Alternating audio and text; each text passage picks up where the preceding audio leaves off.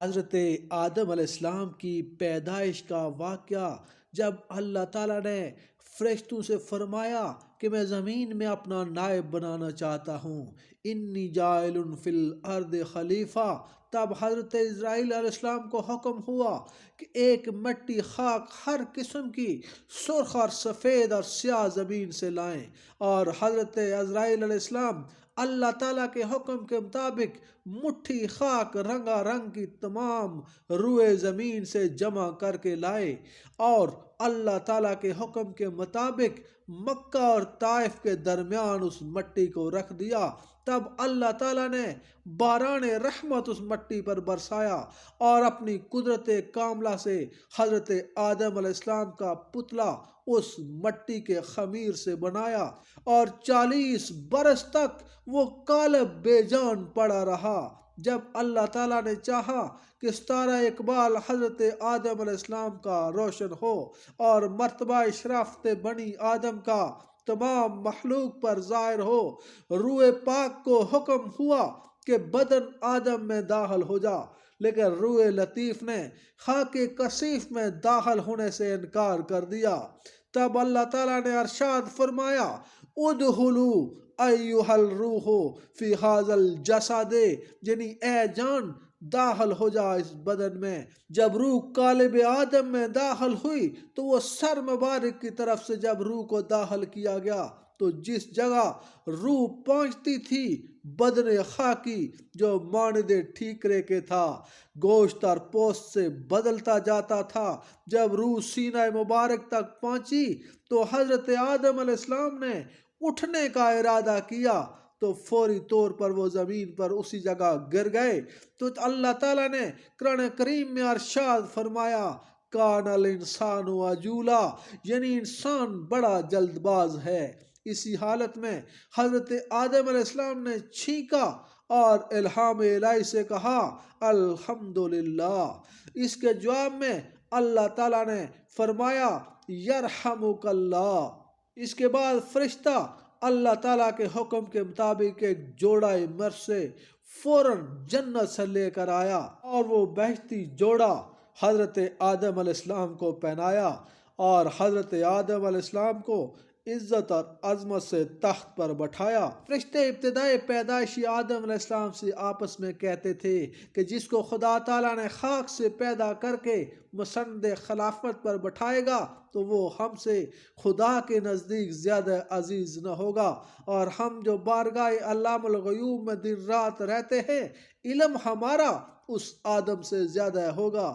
تب اللہ تعالیٰ نے بموجب آیت علم آدم الاسماء، تمام چیزوں کے نام حضرت آدم علیہ السلام کو الہام کر کے حکم کیا کہ فرشتوں سے ان چیزوں کے نام پوچھو۔ جب حضرت آدم علیہ السلام نے فرشتوں سے پوچھا تو وہ کہنے لگے کہ ان کے نام بتاؤ اگر تم سچے ہو۔ تب فرشتے اس جواب سے عاجز ہوئے اور اپنے قصور کے معترف ہو کر بولے، یعنی اے رب تو پاک ہے اور نہیں علم ہمارے تئیں مگر تو نے جتنا ہم کو سکھایا ہم کو، اور جو عالم اور دانا ہے۔ تب اللہ تعالیٰ نے حضرت آدم علیہ السلام کو کمال ظاہر اور باطن سے آراستہ کر کے تعظیم و تکریم کے ملائک عظام کو جو آدم علیہ السلام کے ارد گرد صف باندھے ہوئے مہذب کھڑے تھے، تب اللہ تعالیٰ نے تمام فرشتوں کو حکم دیا کہ حضرت آدم علیہ السلام کو سجدہ کرو۔ سب کے سب اللہ کا حکم ملتے ہی سجدے میں گر گئے، مگر ابلیس ملعون نے انکار کیا اور سجدہ نہ کیا اور بولا کہ میں آدم سے بہتر ہوں، اس واسطے میرے تئیں آگ سے اور آدم کو مٹی سے پیدا کیا گیا۔ اس نافرمانی سے شیطان ملعون ابدی ہو کر راندا گیا اور فرشتوں سے نکالا گیا۔ حضرت آدم علیہ السلام بہشت میں رہنے لگے۔ تب حضرت آدم علیہ السلام پر خواب نے غلبہ کیا، اور وقت خواب میں اللہ تعالیٰ نے اپنی قدرت کاملہ سے آدم علیہ السلام کے پہلو سے حضرت حوا کو پیدا کیا۔ جب حضرت آدم علیہ السلام بیدار ہوئے تو دیکھا کہ ایک عورت پاکیزہ ان کے پاس بیٹھی ہے، تو وہ بہت خوش ہوئے اور پوچھا تو کون ہے؟ حضرت حوا نے کہا میں تیرے بدن کا جز ہوں، اللہ تعالیٰ نے تیری پسلی سے مجھ کو پیدا کیا۔ اور نقل ہے کہ حسن و جمال حضرت حوا کا اس قدر تھا کہ تمام عالم کی خوبی 100 حصے تھی، اس میں سے 90 حصے حسن حضرت حوا کا اور باقی 10 حصے تمام عالم کو عنایت فرمایا۔ تب آدم علیہ السلام سجدہ شکر بجا لائے۔ حضرت آدم علیہ السلام اور حضرت حوا علیہ السلام کو اللہ نے حکم دیا کہ تم دونوں اس جنت میں رہو، سب میوے اس جنت کے کھاؤ، مگر اس درخت کے قریب مت جانا، یعنی گیہوں کے درخت میں سے کچھ مت کھانا۔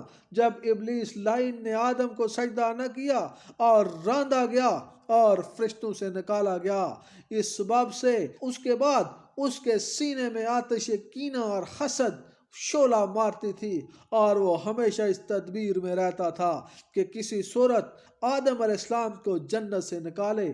پہلے تو طاؤس سے دوستی کی کہ میری دوستی کے حق تیرے اوپر ثابت ہیں، اور آگے ہم تم ایک مکان میں رہتے تھے، یہ التماس ہے۔ اور شیطان نے اس سے کہا کہ مجھ کو اپنے بازو پر بٹھا کر جنت میں پہنچا دے تاکہ میں اپنے دشمن سے بدلہ لے سکوں۔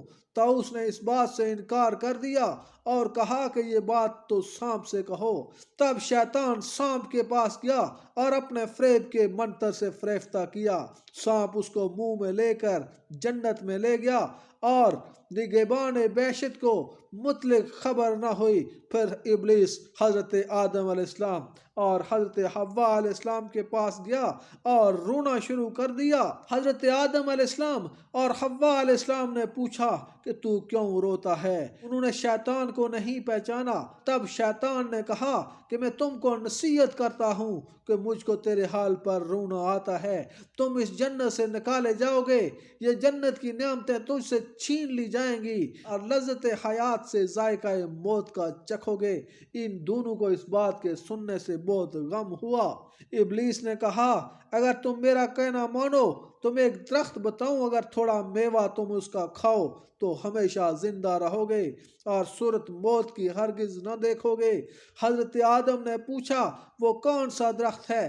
شیطان نے کہا وہی درخت ہے جس کے کھانے سے اللہ تعالیٰ نے منع کیا تھا۔ حضرت آدم علیہ السلام نے اس بات کو قبول نہ کیا اور کہا ہرگز مجھ سے اللہ تعالیٰ کی نافرمانی نہ ہوگی۔ جب شیطان نے قسم کھائی کہ میں تمہارا خیر خواہ ہوں، اس کے بعد حضرت آدم علیہ السلام اٹھ کر چلے گئے اور شیطان نے حضرت حوا کی خدمت میں جا کر اسی طرح ان کے دل میں وسوسہ ڈالا، اور سانپ نے شیطان کے کہنے پر گواہی دی۔ حضرت حوا نے حضرت آدم علیہ السلام سے عرض کیا کہ سانپ تو جنت کا خادم ہے، وہ بھی اس شخص یعنی شیطان کے ساتھ گواہی دیتا ہے۔ اب تو میں پہلے اس درخت کا پھل کھاتی ہوں، اگر کچھ مسئلہ ہوا تو میرے واسطے خدا سے معافی مانگنا، نہیں تو تم دونوں تمام عمر جنت کی نعمتیں چین سے کھایا کرو گے۔ دوستو، کتے کی پیدائش کیسے ہوئی؟ جب اللہ تعالیٰ نے تمام فرشتوں کو حکم دیا کہ حضرت آدم علیہ السلام کو سجدہ کرو تو اس وقت شیطان نے حقارت سے حضرت آدم علیہ السلام پر تھوکا اور وہ تھوک حضرت آدم علیہ السلام کے پیٹ پر جا کر لگی۔ تب اللہ تعالیٰ نے فرشتے کو حکم دیا کہ یہاں سے مٹی نکال لو۔ وہاں سے جب مٹی نکالی گئی تو وہ آج بھی ہمارے پیٹ پر وہ نشان ناف کی صورت میں موجود ہے۔ پھر اس مٹی کو نکال کر اس سے کتے کو پیدا کیا گیا۔ دوستو، یہ حضرت آدم علیہ السلام کی پیدائش اور کتے کی پیدائش کا ایک مختصر سا واقعہ ہم نے آپ کو سنایا۔ اگر آپ کو ہماری ویڈیو اچھی لگے تو اسے لائک اور شیئر ضرور کریں، ہمارے چینل کو ضرور سبسکرائب کریں۔ ملتے ہیں ایک نئی ویڈیو میں نئے ٹاپک کے ساتھ، تب تک اللہ حافظ۔